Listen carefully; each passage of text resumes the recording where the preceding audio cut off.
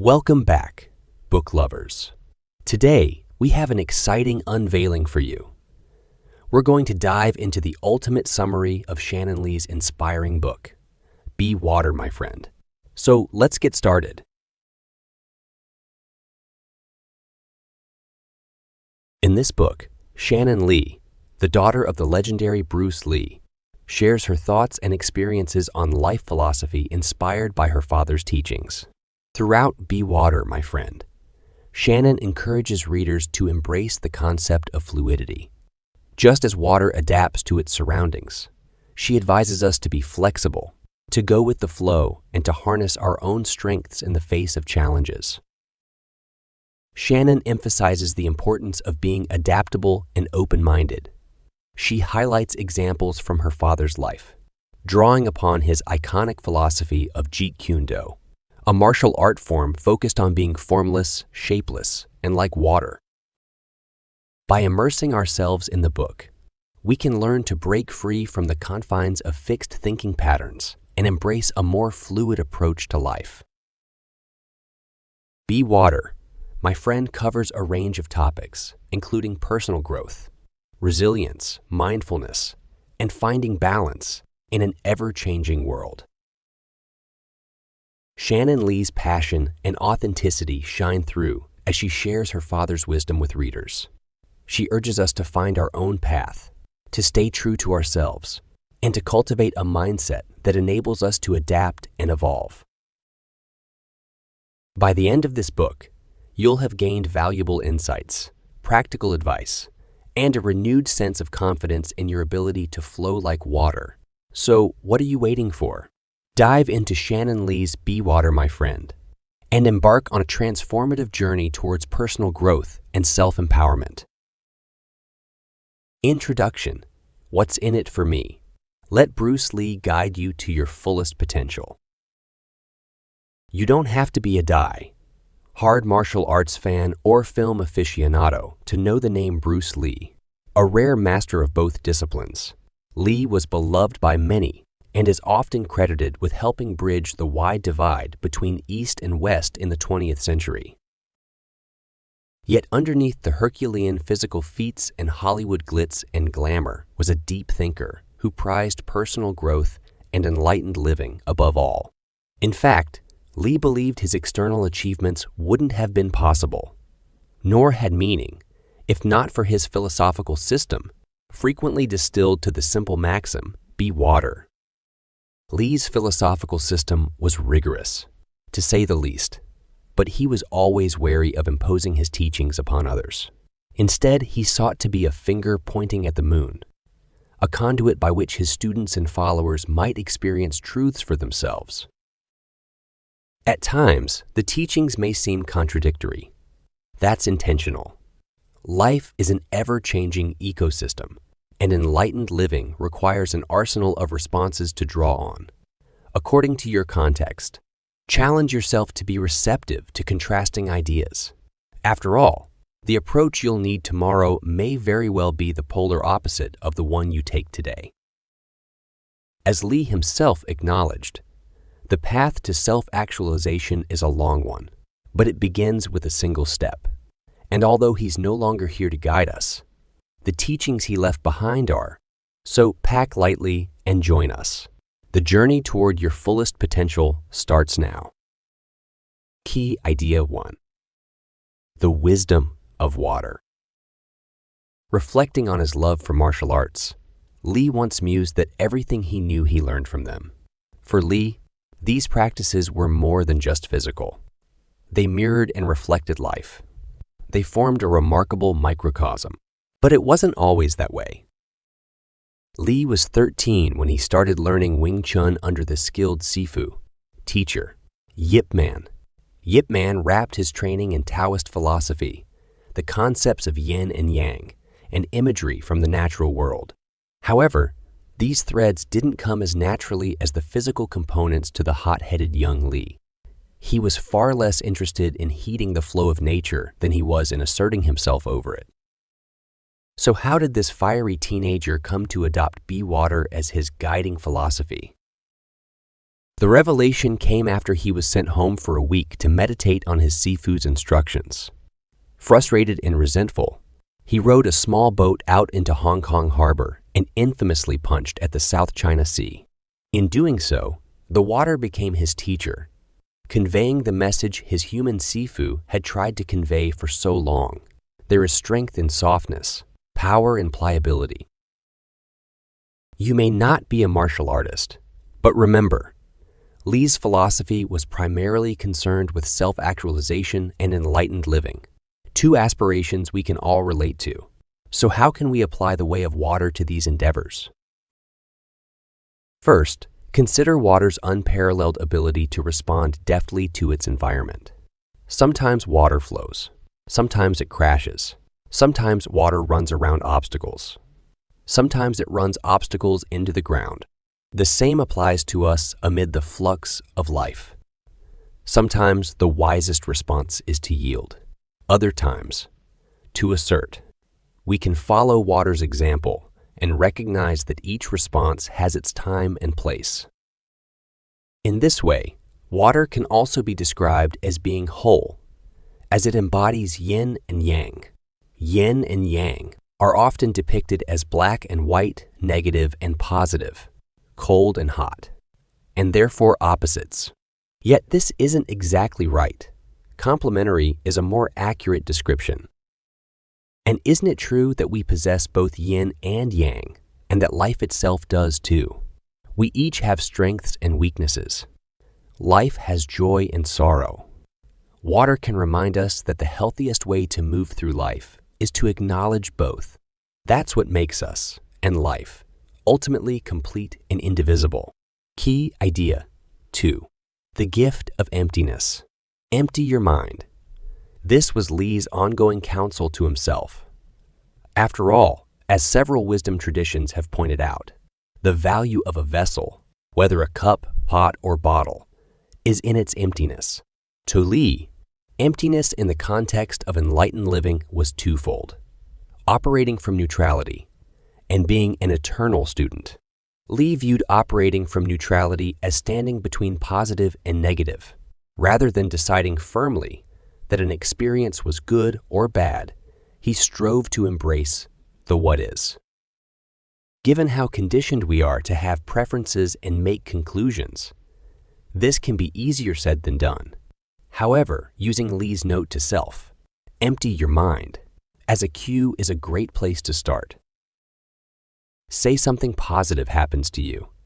Allow the emotions and feelings to arise as they inevitably will.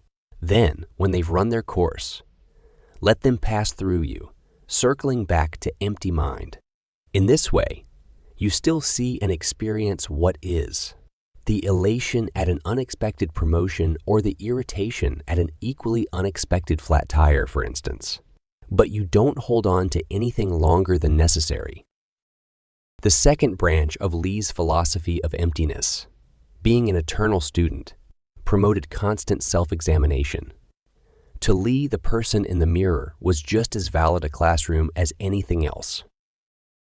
In his day-to-day life, this involved using meditation, reading, and journaling to think deeply, ask himself probing questions, and capture pertinent musings. Talking things over with trusted friends, or attending formal therapy are other practices to consider. But the what ultimately matters less than the regular commitment to self-reflection.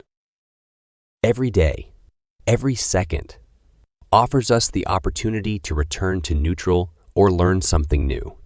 And thank goodness, consider how boring, stagnant, and uninspiring our lives would be without these ever-present possibilities. Key idea 3. The gift of opponents and obstacles. Opponents and obstacles.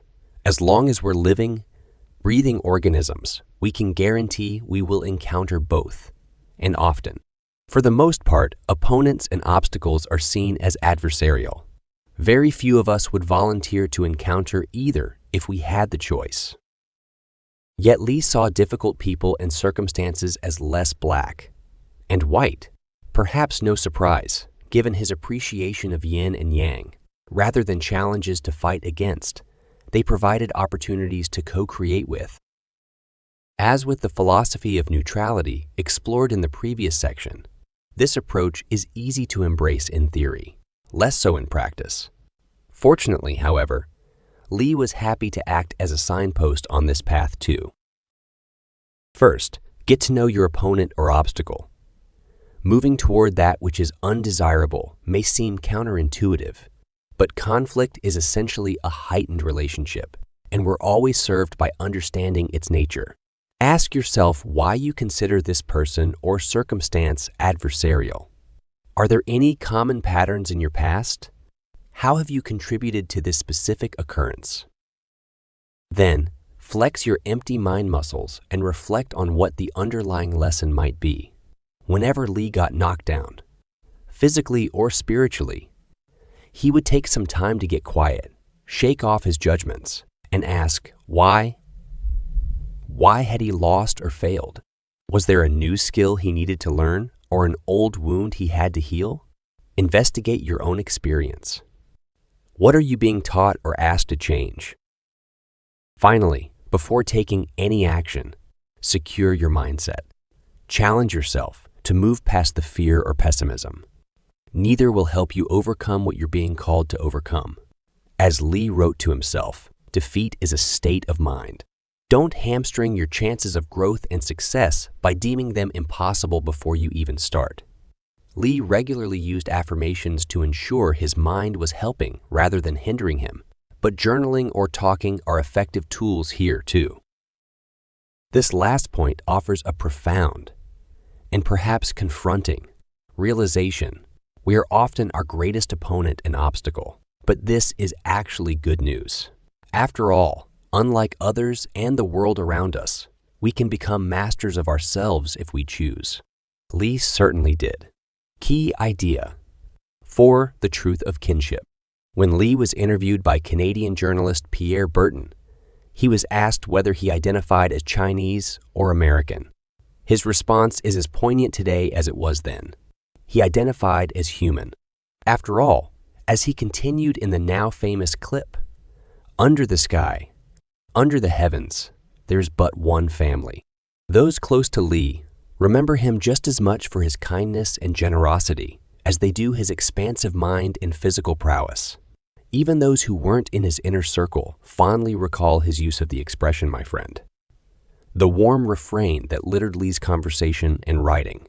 Perhaps Lee chose to see humans as belonging to the world and each other because he didn't neatly fit anywhere. Deemed too American to be Chinese and too Chinese to be American, Lee was a perennial outsider. Yet he wasn't going to let prejudice hold him back. Instead, keeping in line with his deep understanding of yin and yang, he let other people's fear teach him love. Their judgment teach him love. Their judgment teach him acceptance. And their shadow teach him light. This wasn't to condone or excuse the racism he experienced. Rather, Lee took the high road because he recognized that hate couldn't be conquered by hate when he needed to take a stand, which he certainly did. He did so with compassion for his human brothers and sisters. Whether or not we find ourselves facing the same magnitude of prejudice in our own lives, we can remember that how we treat anyone is how we treat everyone. Excluding even one person from our hearts means we have the potential to exclude all, including ourselves. We needn't be everybody's best friend, but we can be fellow humans. We can continue Lee's legacy of modeling acceptance and light, even if it takes us some time to get to the unconditional love he embodied. That said, let's not be too quick to dismiss ourselves. It's likely we can all call to mind instances when we experienced the bliss of this state. It's bliss because it's true. Kinship lies at the heart of all personal growth and enlightened living. Key idea. 5. The way of Jeet Kune Do. Here's a little-known fact. Bruce Lee was quite a controversial figure in the martial arts scene. According to the tradition of the time, Lee, being only 3/4 Chinese, shouldn't have been allowed to learn Chinese Kung Fu. It was thanks to his sage Sifu, Yip Man, who trained Lee in private to avoid public uproar, that he had the opportunity. Later in life, Lee incurred criticism for studying under several teachers across various disciplines. His belief that there was no Chinese way of fighting or Japanese way of fighting again countered tradition and wasn't popular. Lee then topped this off by creating his own school of martial art, Jeet Kune Do. As you can imagine, the boldness of such a move, along with his integration of elements of boxing, fencing, and biomechanics, was met with resistance. Nonetheless, he forged on. He was striving towards self-actualization, after all, not pleasing the masses. Jeet Kune Do loosely translates to the way of the intercepting fist. In Lee's mind, his art had taken the best of everything he'd learned, discarded what he'd found unhelpful, and been infused with an essence entirely his own. Why is this worth noting? Because Lee's shaping of Jeet Kune Do mirrored how he shaped his life, and how he encouraged us to do the same. In practice, this means paying close attention to our lives and leaning on some of the tools mentioned earlier: meditation, journaling, talking, to discern our own Jeet Kune Do. What do we want to keep in our lives? What do we want to discard? And how can we make this manifestation of life entirely our own? If you like a visual, Lee compared the pursuit of personal growth and enlightened living to being a sculptor. Our life is the block of marble, and we, the sculptor, determine what remains, what's chiseled away, and the flair and style in which we sculpt with the intention of arriving at an authentic, sincere form. Here, it's worth circling back to where we started. Lee didn't create Jeet Kune Do or share his philosophy to create a legion of new Bruce Lees. Instead, he offered his body, mind, and spirit as the metaphorical finger pointing at the moon, understanding that we must see the moon for ourselves. Our way won't be the way of the intercepting fist, and it mightn't even be the way of water. The labels weren't of consequence to Lee. The expression was. What's the fullest expression of you? Final summary. Although Bruce Lee may be best known for his superhuman physical abilities and slew of box office hits, his focus was always directed toward the quest for self-actualization. By assimilating core tenets of Lee's philosophy, such as the wisdom of water, the value of emptiness, the gifts of opponents and obstacles, the truth of kinship, and the way of Jeet Kune Do, you too can enjoy much of the personal growth and enlightened living the cultural icon left as his legacy. Thanks for watching our video. If you enjoyed this summary of Be Water, my friend, don't forget to hit that subscribe button and stay tuned for more book summaries like this one. Until next time.